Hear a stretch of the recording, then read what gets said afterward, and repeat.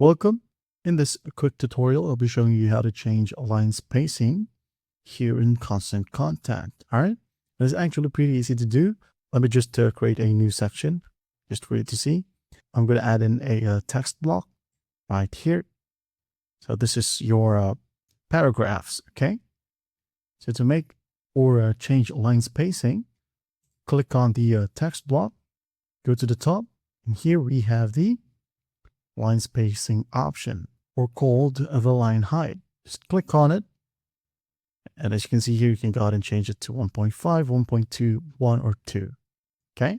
For example, 2, like so, as you can see. Okay. Again, 1, 1.2, 1.5, and 2.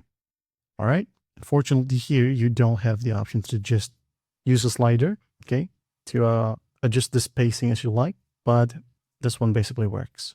Well, I hope this video helps, and I'll see you in the next one.